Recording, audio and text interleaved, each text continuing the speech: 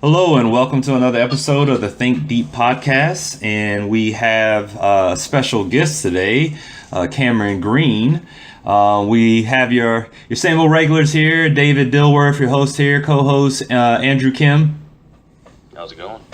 And just to kind of explain about our guest here and kind of go over his credentials, Cameron he has his master's in educational psychology. He studied abroad in Scotland, and he works as a behavioral technician. And he's definitely, in my opinion, we've been friends for a while. He was just an overall bad motherfucker, and I say that with the utmost respect. I mean, he's definitely, I feel like, a very all-around free thinker, as far as I guess the best way that I can describe that. And we've always had very interesting conversations. Has a lot of knowledge in a lot of different areas. And so basically, what spawned this whole podcast for him being on here today was that Andrew and I, if you listen to our last episode, we talked about free will and some things with Sam Harris. And I remember kind of the first time that I met Cameron, that's when I had first got introduced to Sam Harris, and we had a conversation about free will. And his takes on it, it definitely, I left with a different perspective, and the way he kind of expanded on kind of my early phases of that would made me very interested in the kind of what Cameron's learnings and kind of mashing those minds together. So anyways, Cameron, if you want to kind of take it away and just talk about pretty much what you have going on. I know you are working right now with autistic children, and you're kind of one of the guys that I've always felt like has been very happy at his job. So if you want to kind of like tell everybody what's going on and that kind of root to happiness you got going on. Sure. Well, I wanted to stop and just reflect for a moment on how you said, I want to say it's really cool that you came away with a different perspective after we talked. I want to say I've said this to you before, one of the coolest things about you, Dave, is that you're a very curious person. And you're very interested in learning about stuff, and you're very open to new ideas. A lot of people aren't. I think that's awesome. Thank you. But yeah, my job, let's see. I guess an interesting thing about me working with kids with autism is almost everyone that works with kids with autism is there because they have a brother or son or know someone with autism, or they really want to help kids with autism. Like, that's how they get into that field, and then they learn about behavior analysis because of that, and they may or may not like that science. Whereas I'm one of the few people who got into it the other way, where I learned about the science of behavior analysis and found out that that's something you use with kids with autism, and am in my job because of that. Does that make sense? Yes, it does. What got you into behavioral science? That's a great question, because my undergrad degree is in psychology, and behavior analysis is kind of the natural enemy of psychology, because they are both are the science of human behavior, and they're competing theories on how that works. So they obviously are in conflict. And I originally was in traditional psychology. That was my view. Mm-hmm. And my ex-girlfriend went to University of Florida and was in their behavior analysis program. She was like me. She came from psychology, but then she got converted to behavior analysis. And I spent about 2 years there listening to them every week, making arguments for why behavior analysis was better than psychology, and I hated it. Mm-hmm. And I resisted it. And I've actually made this comparison before. My conversion from psychology to behavior analysis was much like a conversion from religion to atheism. Really? Yeah. Huh. So, would you say it was something immediate? Because when you say that, when I hear that, I wonder because kind of I feel like I've always had conflicting views on when it came to like religion, and there's some people that I've met and they said it was like an immediate thing, and then there's some people it was a process, and I would have to say for me it was definitely a process of Mm-hmm. of a series of events. I couldn't really say there was a defining day. Mm-hmm. You know, was I'm the that? same. Yeah, I'm the same as you. Oh, hold on a second. Someone's calling me. But Andrew, so pretty much when it comes to I think that what I kind of want to piggyback off of here when we get Cameron back here was our last topic when we talked about when it came to free will. And so I kind of want to hear Cameron's takes on it and just kind of hear your thoughts on it too. Well, I mean, I have some good questions lined up for Cameron myself. All right. I anticipate this to be a pretty exciting show today. So, one of the things, Cameron, I wanted to ask before we go any further into this topic is if you could just explain to the listeners, just in case they don't have prior knowledge, psychology in itself. I know, me personally, having studied a little bit of psychology here and there, about the different schools of psychology. It's not just, of course, now you go to a college course, it's just called psychology, but it really did, derive from many different fields or, Right. not fields, but I guess, what's the word I'm looking for here? But different, like, for example, you have the school of Jung, you have, which is Carl Jung, and then you have the Freudian school, and you have all these different schools. Right. Now, if you study psychology today, are you taught all those different things, or is it kind of just like a melting pot of those into one group? That is a great question. And that's a complicated answer, but I'll try to make it quick. So, like, first of all, depending on how far in your education you are, in undergrad, like, for instance, I just got my degree in psychology. If you go into a master's program or a doctorate program, that's when you start getting a little more specialized. You have to pick one, such as cognitive psychology, neuroscience, developmental psychology, stuff like that. In my particular undergrad degree, and I think most are like this, they try to teach you about all those different types of psychology to give you a well-rounded view, and then I guess you can specialize if you further your education. And In another addition- thing, go ahead. Sorry, go ahead. No, go ahead. Well, I guess what I was going to say is that's actually a criticism I have of psychology is it's kind of called, it's referred to as eclecticism. Like, if you've heard the term being eclectic, it's kind of the idea that there can be thousands of different theories about human behavior and about different parts of human behavior. And psychology as a field seems to be okay with that.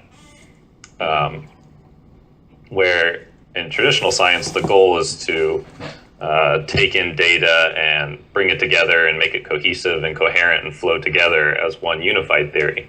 But psychology doesn't seem to share that goal. And I don't like that about psychology, in that it seems like they're okay with like having a buffet of theories, a buffet table of theories in front of them, and they just go through and pick out whatever suits their fancy at the moment. I don't think that's cool. Does that make sense? That's a weird analogy. No. It makes complete sense. However, wouldn't you also say, from a different standpoint, that doing, taking things like that is more of a,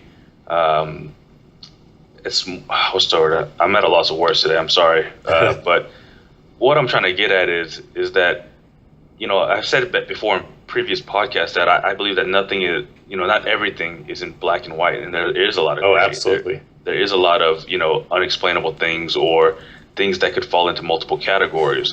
So wouldn't that be more realistic in being able to, as a field of science, if you will, be able to take in those different aspects and utilize, the best attributes of each to accomplish that goal of psychology? Maybe the best way I can answer that is like, when it comes to evolution as a theory, it is able to explain a very wide range of observations with some very simple and very few basic principles of evolution, like natural selection, genetics, mutations across generations. Like those are like the key components of evolution, and they're very simple, and they lead to things from simple as like unicellular organisms to blue whales and elephants and stuff like that. And so the way I see psychology is like that, and that's what I love about evolution, is that just off of these simple basic principles, you can explain so much and predict and control so much. If you were to compare that to psychology, I feel like psychology would have a theory of peacock evolution, a theory of penguin evolution, a theory of alligator evolution, and a theory of how evolution works with humans, and a theory of how evolution works with bacteria, and like just hundreds of different theories to explain hundreds of different phenomenon, and nothing's unified. Does that make sense? Yes. Yeah. Go ahead, Andrew. Well, I mean, as far as it does make sense in more ways than one, actually.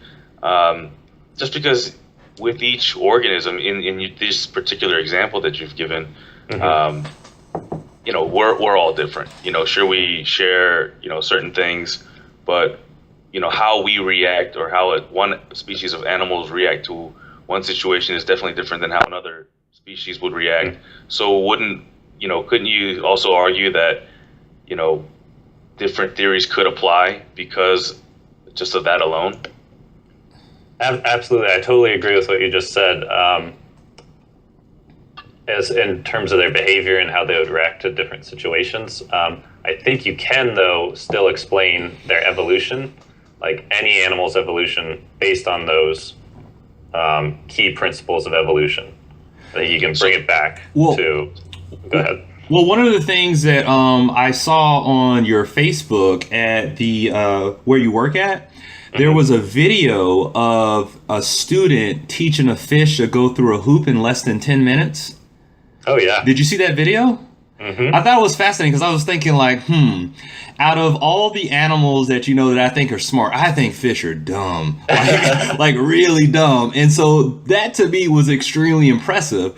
And like this fish is knowing to go because it seems like that behavior was being reinforced by he had like the syringe of a treat or something like that that went about halfway deep to I guess where 50% of where that hoop was, like right there in the middle, and it would go through the hoop, and then sometimes it would reinforce it and sometimes it wouldn't, and it would take away the treat, but the fish was continuing to go through the hoop.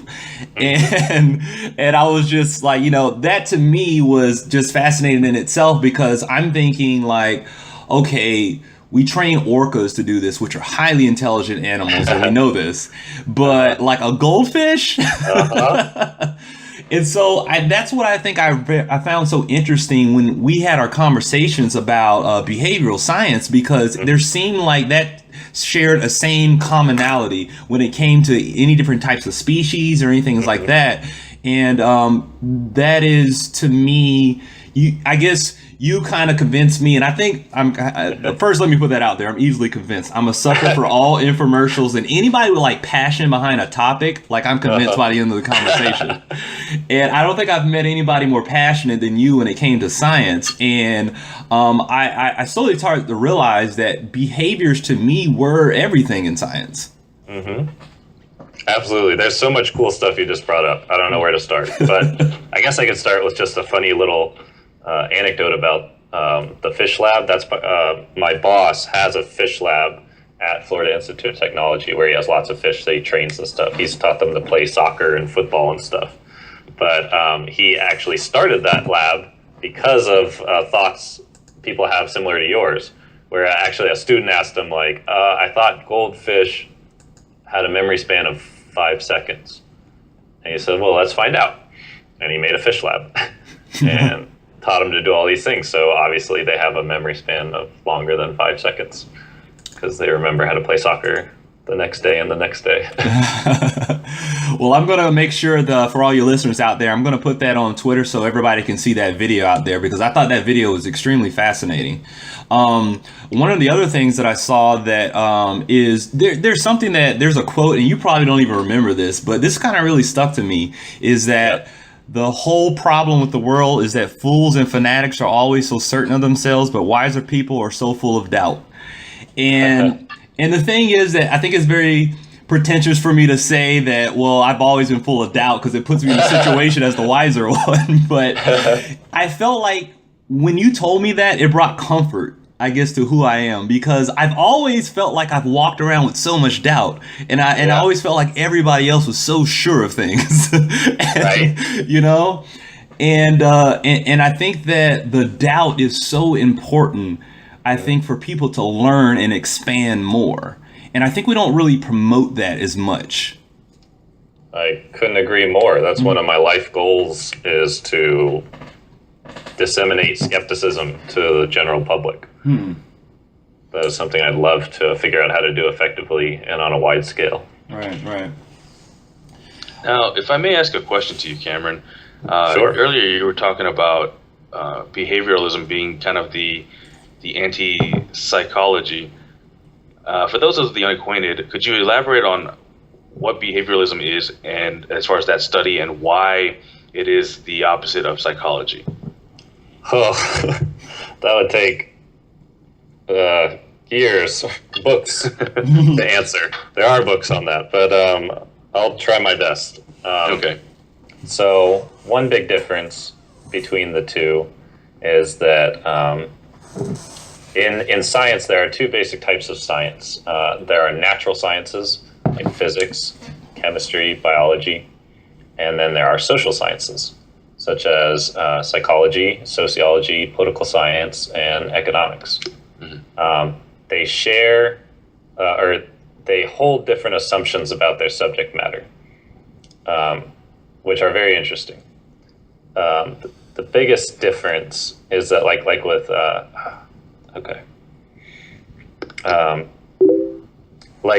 feel like with physics, they assume determinism, which is something that has to do with free will, but we can talk about that later. But they assume that these particles and stuff that they're studying follow some set of laws that are out there to be discovered, and they just need to figure them out.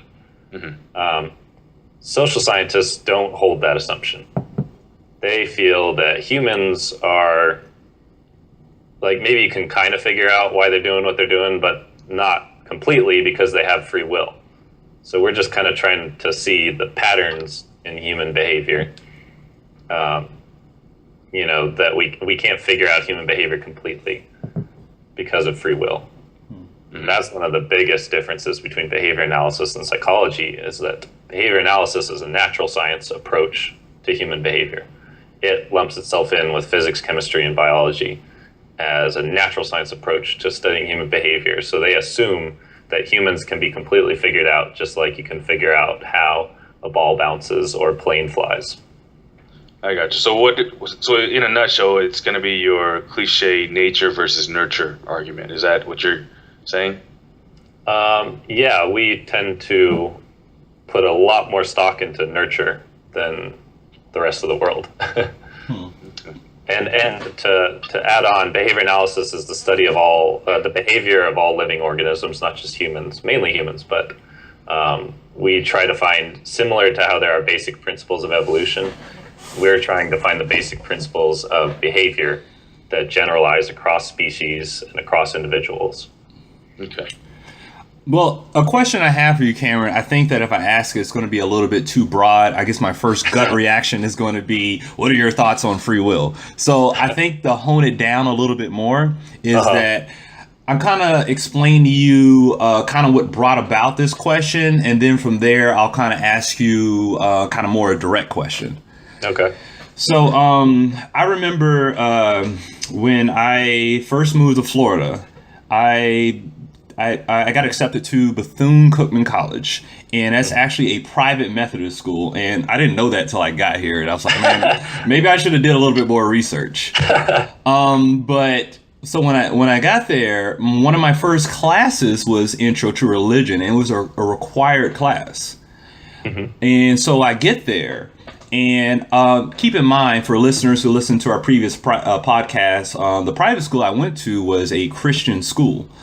And so I was very used to having information on different things when it comes to the Bible, Christianity, things like that. I was kind of expecting things like that in this class. The way that I had it in private school was that, it was more like a textbook. There was things I had to memorize and stuff from the text for a test, but it was in the Bible. So I thought that was going to be the same experience in college in this class, but it was completely different than what I thought it was. I'll never forget that first day. That first day, the teacher gets a piece of chalk and goes on a blackboard and he writes free will at the top. At one side, he puts 0%, and the other side, he puts 100%.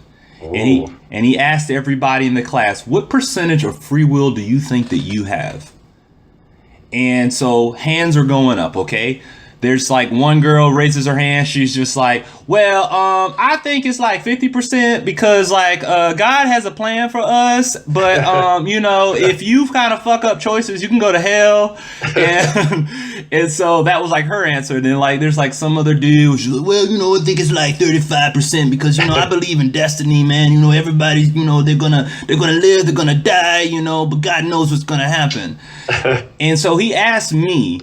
And I was kind of still going through kind of this phase of I'm not sure if I believe a certain thing or not, if I believe in God or not. My answer, and I actually surprised myself that I said this in a public setting, was 0%. Wow. And he goes, why is it 0%? I said, well, I think that we want to feel like we make the choices that we make. But I think that from the moment we're born, it's like a domino effect of things that we have, of choices that we've already made. And the best way I can give it was an example of like maybe the white iPhone versus the black one.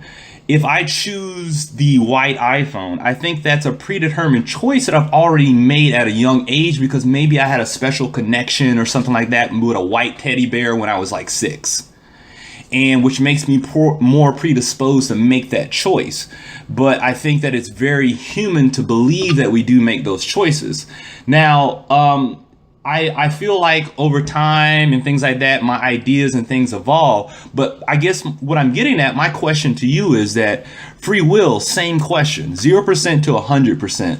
What percentage of free will do you think that you have? Whew.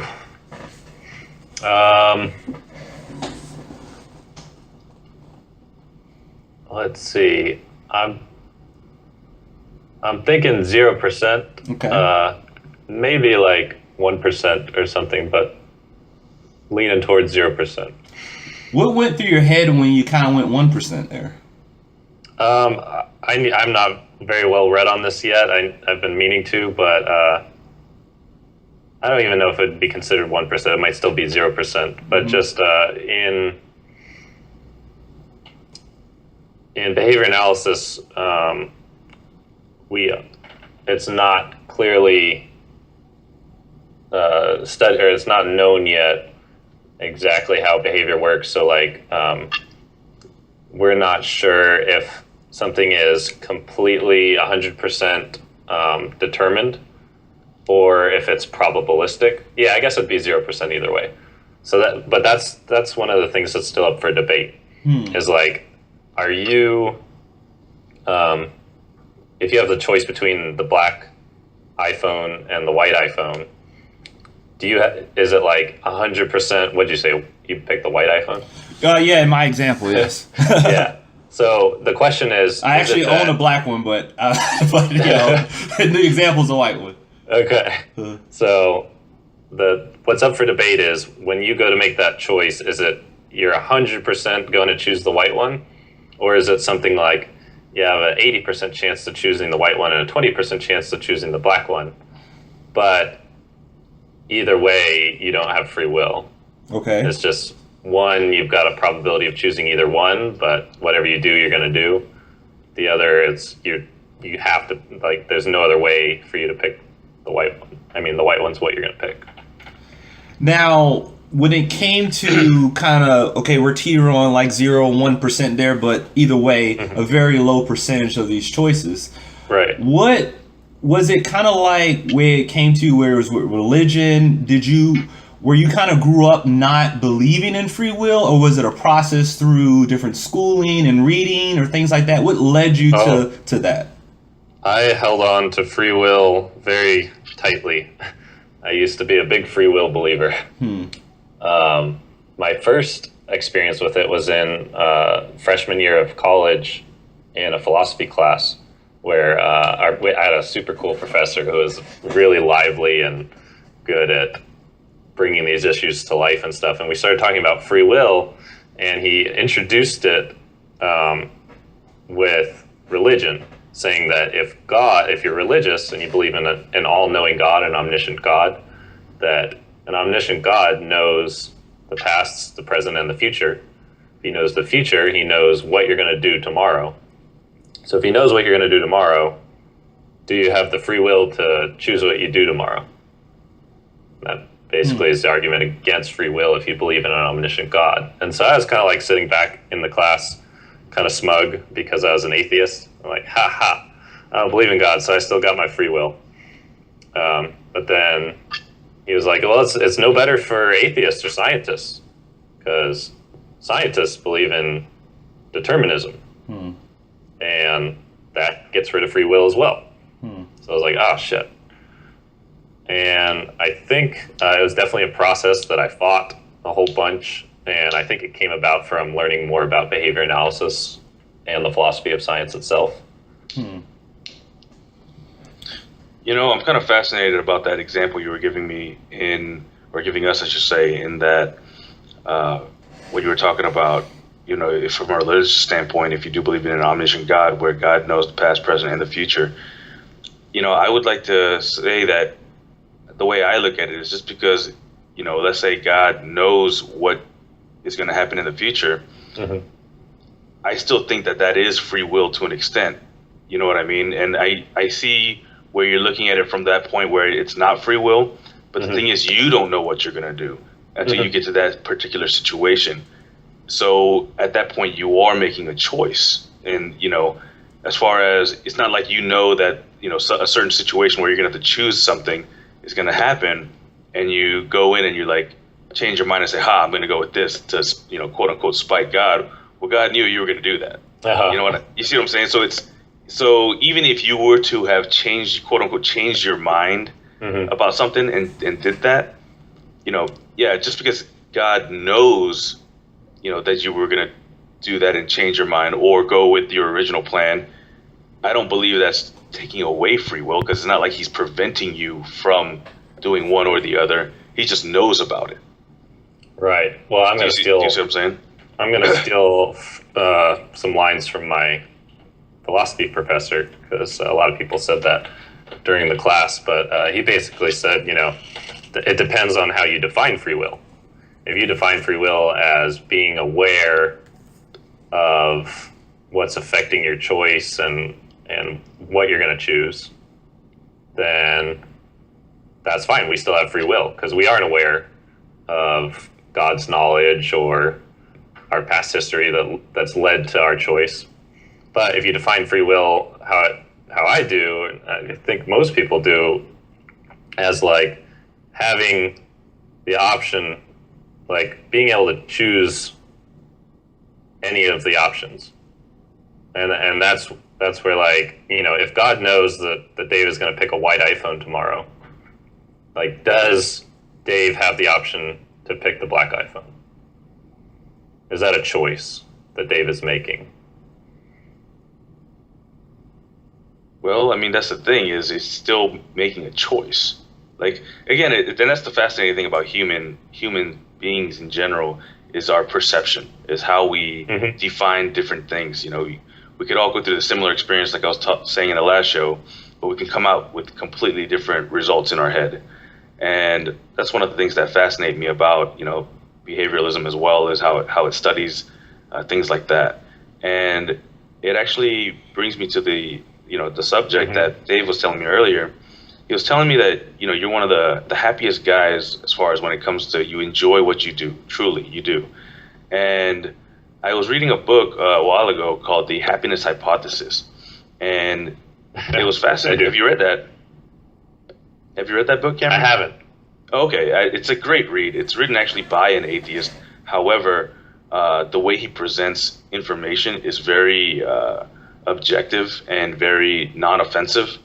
And that fascinated me. But in it, he says that it's all about perception in terms of happiness. And I'll tell you this little clip from the book, and then I'll ask you about your happiness.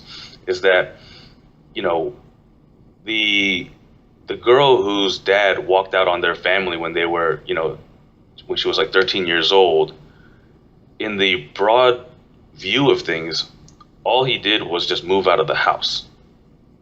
And it was her reaction that caused her to be traumatized by that. You see what I'm saying?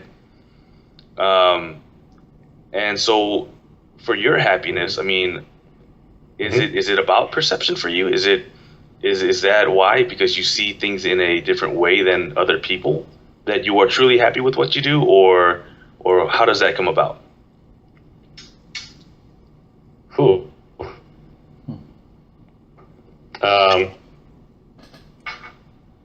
That's a very, very cool question. A very interesting thing that gets talked about a lot. Yeah, you're kind of breaking up a little bit. It's like how you read perception of things. Like a lot of times we identify. Oh shoot. Cameron, we got you. Huh. Well, I guess we should get Cameron back here real soon here, but yeah, it's I think that was one of the great things having Cameron on there. I think it's good that you two kind of pick your brains there, Andrew, on different topics there, because I think that one of the things that I kind of always promote is that I'm never 100% married to any idea. I think that one of the great things about the connection I have with Cameron is like I remain curious, and being curious about a lot of things, I think has striked me to seek more information about a lot of things. And I think for anybody to say one thing, they know everything about life, like that's the one person I don't trust. I think that what I detest is certainty. And I think when someone says they're searching about something, I'm like, come on, buddy. Are you sure? Are you sure? Like, come on. Are you sure? Like, yeah. I think that I believe in the philosophy of always asking questions. So, Dave, you don't believe in certainty in anything? There's nothing that is certain? Like, and I say this because, for example, if you're taking about the laws of physics, since we are talking about science, you know, gravity in a vacuumless tube is 9.8 meters per second squared. Mm-hmm. If you drop an object, you can measure it with those rules about, you know, given you have all the variables, when that's going to hit the ground. Okay. Like, so can you elaborate on what you mean by you don't trust anyone who is certain on something? Because certainly, I'm going to use that word, pun intended, certainly there are things in the world that are certain. Hello, Cameron? All right. Yeah. Well, that's the thing about it. When you talk about, okay, the laws of physics and things like that, when the laws of physics, if you're asking me, do I believe things like that? Of course I do. I think that tangible evidence of something that's right there. But the three main questions that we ask in life: who am I, where do I come from, and what happens to me after I die? If anybody promotes certainty on those topics, I guess to kind of make that on there, I'm just like, you know, I hear what you're saying, but for sure, like, it makes me distrust that a little bit more, because no one really knows. At least that's what I believe, that no one really knows. And I think that there is definitely a lot of belief that I do have. But when it comes to if someone comes on a stage and says that this and this and this is going to happen to you after I die, I'm like, man, I don't think you know. You know, I think that you can make some inferences, maybe refer to some references of other people who claim they've experienced those. But to say absolutely and beat on a desk and say something that's concrete, I'm not sure. Like, I don't think that you know. I think that there's a lot of people who think that not being sure about something is a sign of weakness. And so because of that, they really boost themselves up to a point of where I'm certain about something. And having doubt or being wrong about something is just something that can't be accepted. It's either masculine, or if it's not being real, it's like if you have an opinion and you change your mind, it's such a bad thing.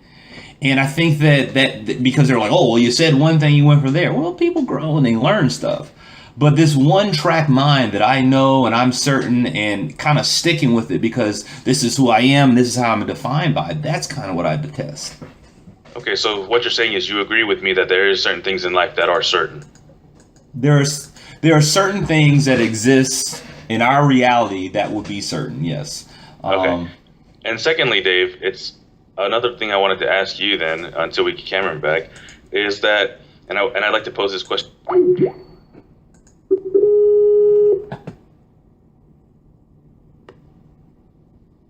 Hey, you got me back? Yep. Okay.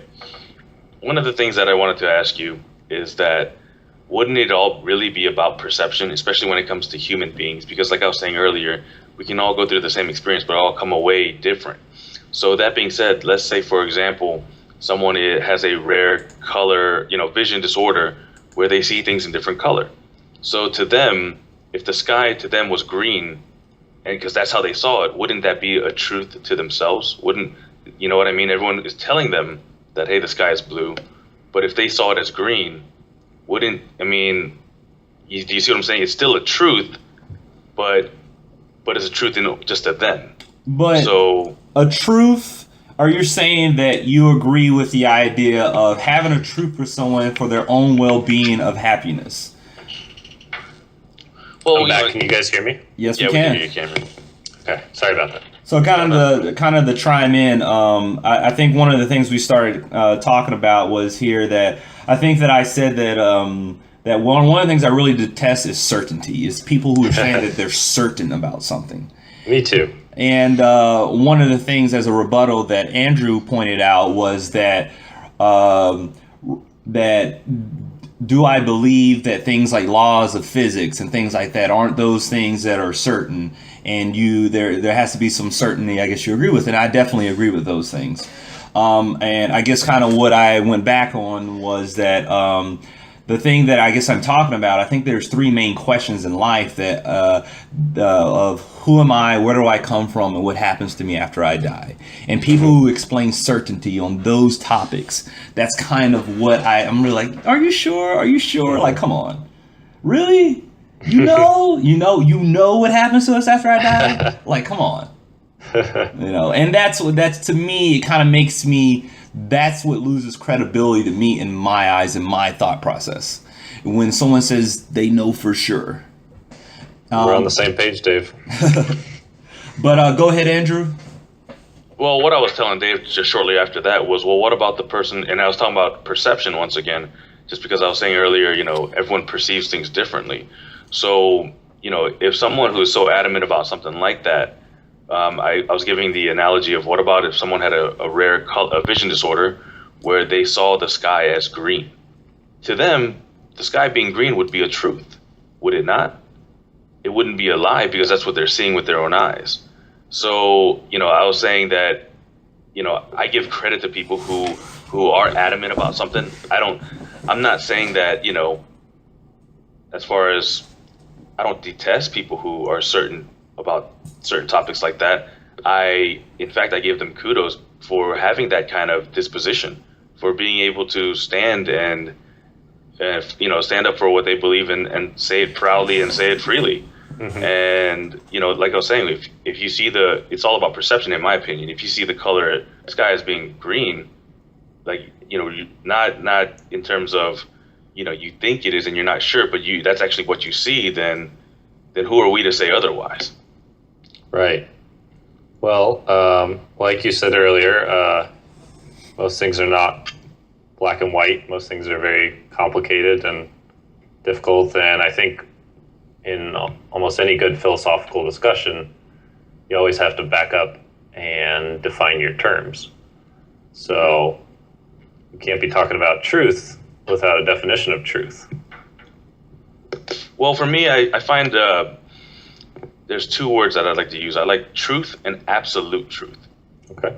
So, truth is how we see it in terms of how we perceive things to be true. And then absolute truth is something that society just deems as true. Like, for example, there could be a guy out there who sees himself as a woman. And, there are people out there like that. And that could be a truth to that person. However, we as society, we see him as a man, obviously, because he has, whether it's, he has male characteristics, obviously, genitalia, et cetera, the whole nine yards. So that would be the absolute truth. So that's how I define those two different things there. Well, go ahead, Dave. Well, one of the things that I think when it says, so when I detest this certainty, there's like people, I feel like there's a lot of people who they're married to the ideology of something. Like there's there's this team type of thing. There's I'm a Packers fan, and I hate anybody who's a Vikings fan. And so like people are married, and whether it be, I love guns and I hate guns, and there's like when it comes to different things like the gun issue, there's like get rid of all guns, or we need to have it open as much as possible. There's like these two extremes because people get attached to these teams so much. And I think that when, to kind of elaborate a little bit more, when I say that I'm against certainty, it's just that I think that once you're a part of this team camp of whatever side of the issue is, the kind of like that room for in the middle is weakness to a lot of people, of saying that, I'm not kind of sure. I feel like there should be some regulation, but, I don't think that a 6-year-old can go get a gun, and it like that's kind of like put in America, like, you're some type of pussy or something like that. And so I think that that's what I think a lot of the root of the issue is, of being married to this ideology, Republican, Democrat, or whatever it is. This is like who I am, and this is my camp, and this is what we believe. That could be even called dogmatism. And I think, and to be on the opposite side of the spectrum, so I can make sure I cover all angles, I think that exists also kind of with atheism. I think that, exactly. right. I think that sometimes when an atheist goes, I don't believe in God, it's just kind of like, it's just showing you who's hot. Atheist. Right. It's like, I have this higher thing that you don't know and stuff like that. And so it's like, for me, it's kind of even gross to say like, I'm an atheist, whatever. It's like, I think that having a conversation with someone and understanding what that person is, and why I really enjoy doing the podcast, is that once you have a conversation with someone, let's say over a 30-minute span, you get a little bit more of the details of why they or believe what they are. And I think that I can find something that I really enjoy about most people. Here, if you don't mind, I'm going to make this super nerdy and esoteric. I think you'll really like this, Dave, because it really shook me up when I learned about it. But this, like I said, I'm right with you with I don't like people who are certain. I don't like certainty. I like skepticism. I like being tentative in all my conclusions. But I love science because of that. But I didn't really realize until recently that science has to be certain on some things. It has to be certain. It has to at least act like it's certain on its basic assumptions. So before you can get anywhere with any sort of reasoning or thinking or anything, or any attempt at knowing truth, you have to have some assumptions. and you have to assume that they're true. There's a lot backing that statement, and it would take too long to go into, so you're just gonna have to trust me. So But, kind of, I'm sorry, go ahead. there are things that every good scientist, whether they know it or not, like science as an enterprise, assumes to be absolutely true, and they operate as if these things are true. And tell me what you think of that first before I go any further. Well, when you talk about absolute truths and things, and I think that when it comes to science, there has to be a foundation to even begin anything that's in a controlled environment, because I think science is the ultimate non-judgment, non-bias is what you're trying to achieve, which if humans are kind of going through it, it's very hard. I wouldn't say kind of hard, very hard to eliminate bias, but science tries to do that as much as possible. So in order to have a controlled environment, to understand what a controlled environment is, it has to have a foundation of some type of truth. So Say to that me, last it part again. sounds. Oh. Dave, say the last part again. I said it has to have a foundation of some type of truth. And that's kind of what I get off of what you were describing. Mm-hmm. So yeah, the way I look at this conversation is it's very yin and yang. Mm-hmm. In other words, what you're saying is you don't like certainty. However, you acknowledge that it is needed. So pretty much, to have uncertainty, there must be certainty first. Okay, I definitely agree. And just like I feel like I understand that I have different beliefs of what I believe, but I also definitely believe that religion is necessary in some people's lives. Right. Mm-hmm. So to maybe make it a little more clear how these assumptions work in science, and because I always thought, the perfect scientist is someone who's completely open to new ideas and completely skeptical of everything and tentative about everything. But that's not the perfect scientist, because the perfect scientist has to have, like I said, he has to have certain basic assumptions, and he has to stick to them no matter what. And the one that I understand the best is like determinism. So determinism is the assumption that, like I was saying with physics, we assume that the behavior of these particles that we're studying are determined and that they obey laws of physics, and our goal is to go and find those laws. That's our assumption that we start off with before we do any investigation. Then when we go do an investigation, if we find data or information that looks like it disconfirms that assumption, that no, these particles don't obey laws, they're willy-nilly, they're capricious, they're random, we stick to our assumptions dogmatically, and we say, no, we assume that these things are lawful, and that data must just be bad. We need to keep investigating. Maybe that data we're looking at it wrong, but that can't be. That must be wrong, because these particles are determined, and we need to keep investigating until we find that. Does that make sense?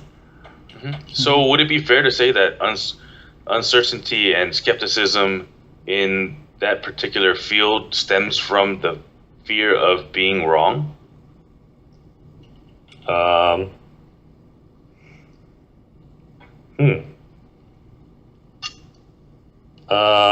I think it's just, it could be for each individual scientist, that could definitely be part of it. But as an enterprise, I think that skepticism and doubt and uncertainty is just a very useful attribute to have.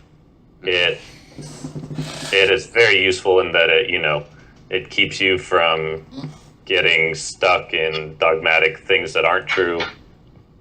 It's like an error correcting system where you're always checking everything that you find and double checking it and triple checking it forever.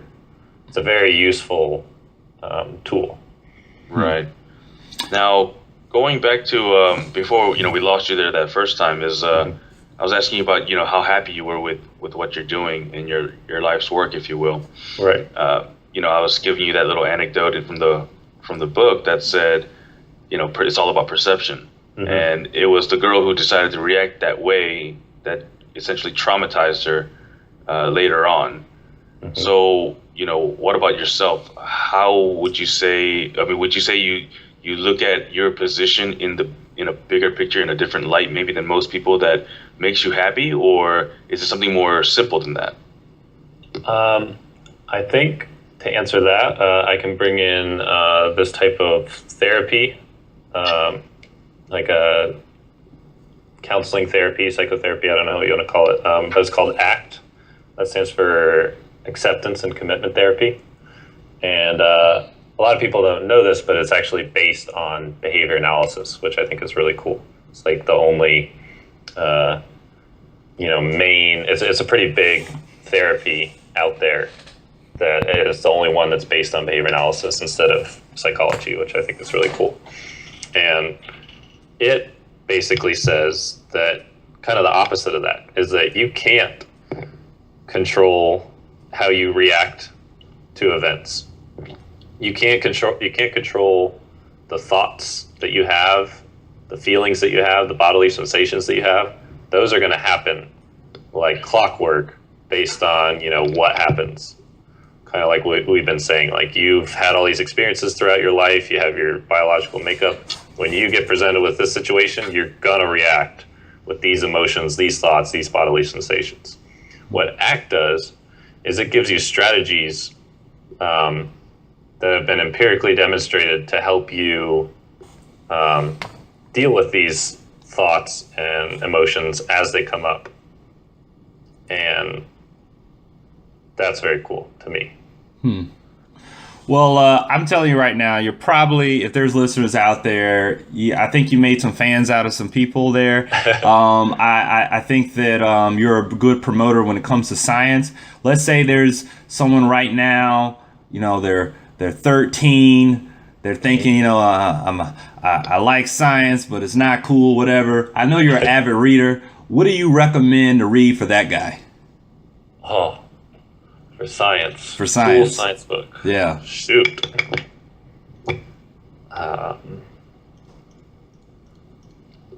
That's a tough question. If anyone's been digging anything I've been saying about behavior analysis, you can read either, if you want a short, quick read on it, there's a article by B.F. Skinner called Why I Am Not a Cognitive Psychologist, which I think is really cool.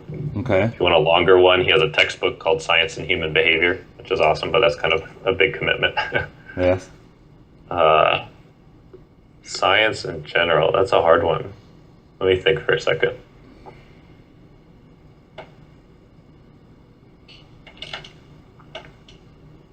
For ACT, the therapy I was just talking about, there's a very cheap and easy to read workbook called Get Out of Your Mind and Into Your Life. It's like $15 on Amazon.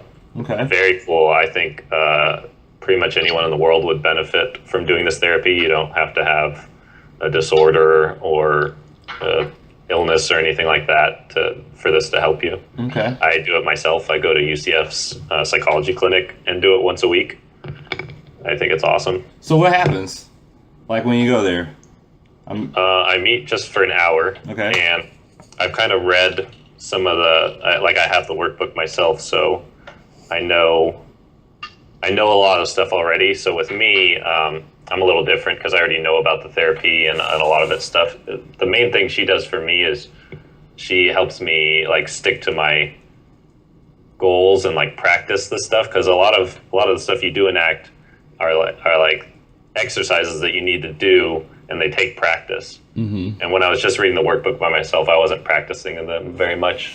And so my therapist helps me, she's there. She's someone who I have to see every week and either tell her, yes, I did my practice, or no, I didn't. And so it's kind of, she's there to keep me honest, I guess. Yeah. Okay. All right. But I can tell you about some of the exercises. They're very cool. Please. I don't know if I can do them justice quickly, but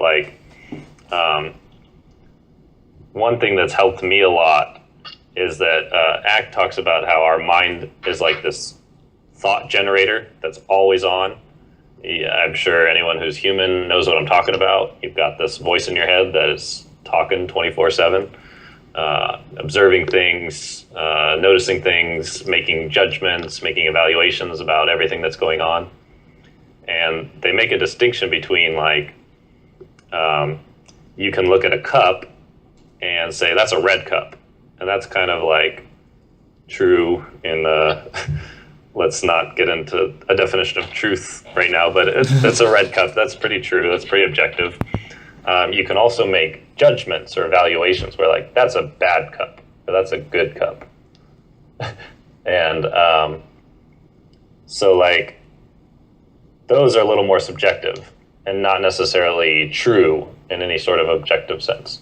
So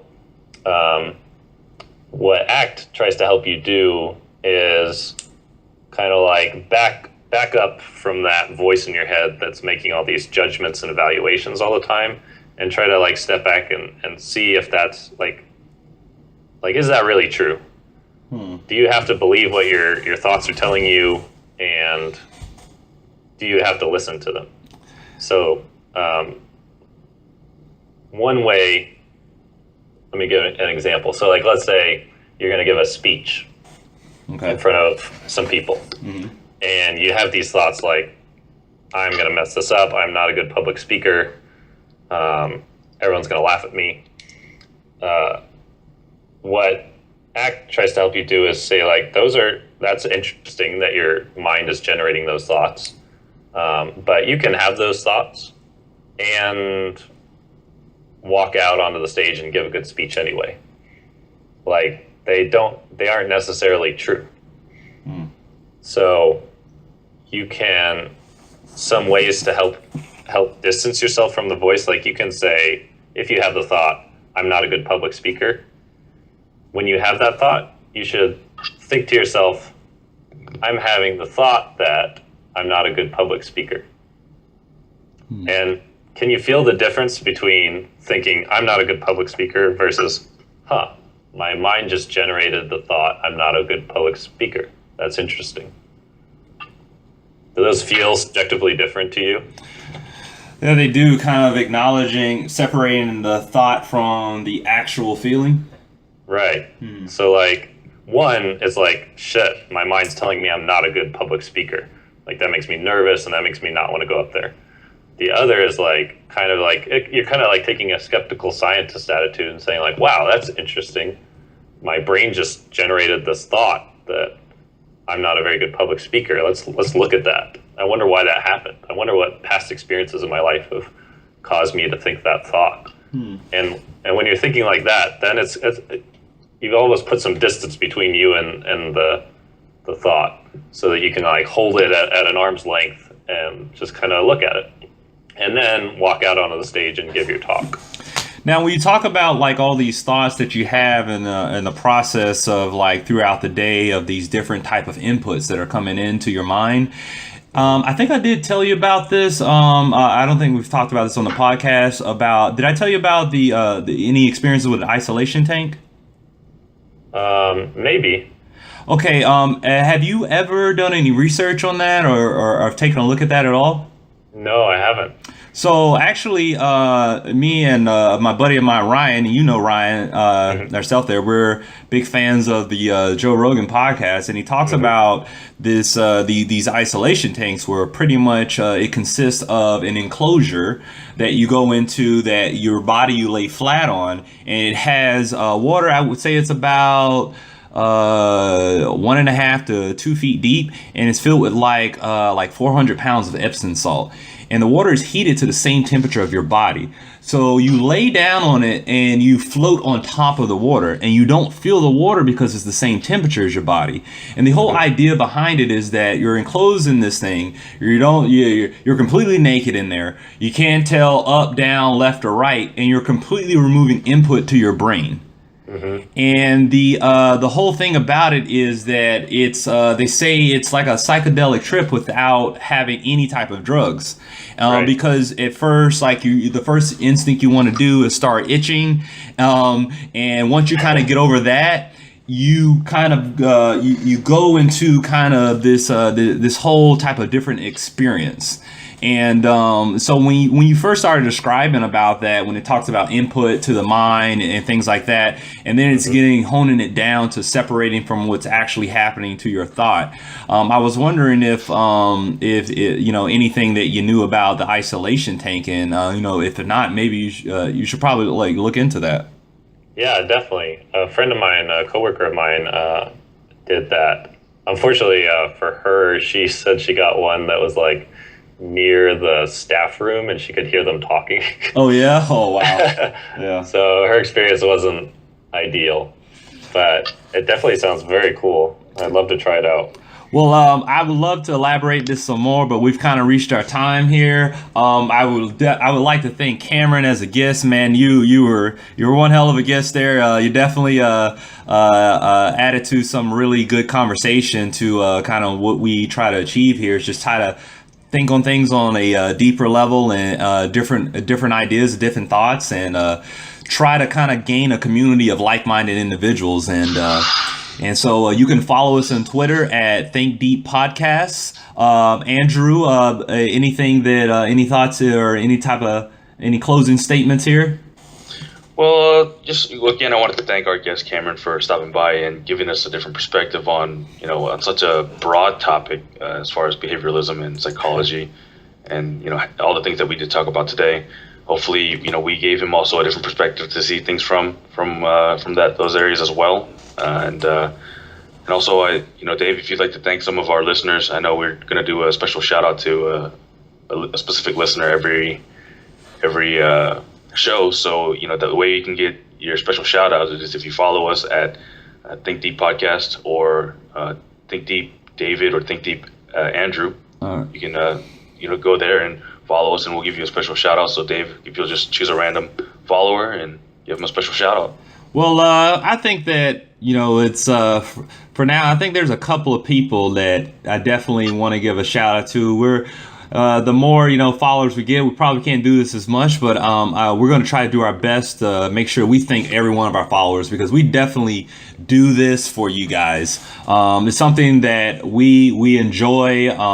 We have these conversations already, and we're just honored that we have anybody that's out there listening to us. So a couple of people I like to give a shout out to is that Hector Molina. He's definitely he's a big fan of the show. Definitely want to thank him for being a follower. There's M. Pickford or Psychopath there who joined here, Psychopath 77. David Thompson, Ginkdom, Hard, Stone Shaman. Stone Shaman, thank you. You gave us some good feedback there. James Ponce, Kevin Gerard, Sam Cadence, Jay Bourne. We definitely have some more Twitters out there, followers. If you follow us, we're going to do definitely our darndest to make sure that we give you a shout out and tell you how much we appreciate you. We also, if you could leave some feedback on there, we're definitely trying to improve. We're also any type of topics that you want to talk about, just put it on our Twitter at ThinkDeep Podcast with 1P. And we'll do what we can to make sure that we get those topics out there for you. So other than that, again, Cameron Green, like I said in the beginning, Cameron, you're a bad motherfucker. And and I have to say that I'm very honored that you're a friend of mine and a guest on our show. Thank you so much, guy. Can I have a closing statement? Please, go right ahead, please. Well, thank you guys so much for having us. I'm extremely flattered that you think I should be a guest on a podcast. That's very cool of you guys, and I think this podcast is awesome. I just found out about it, and I love what you guys are doing. I think you both are talking about some cool shit, and it's cool that you're both so curious. I think I don't know how you guys send this out, but I wouldn't mind giving my email out to anyone who's interested in anything I spoke about tonight. If they want to talk more about it, I'd love to I love getting science and philosophy and behavior analysis out to the world. So if anyone has questions for me, is there a place you could put my email? Well, go ahead and say it out right there. And man, you got to get yourself a Twitter because you're definitely going to gain some fans after this one. Okay, that's coming, and then we're going to tweet it out there. But go ahead and say your email, and we'll also put it up on our Twitter page. So if you look at our Twitter, you can go ahead and click the link and email Cameron directly. Sure, it's ccg11@my.fsu.edu. So those were the letters at the beginning: Charlie, Charlie, Golf, and then the number 11. All right, then.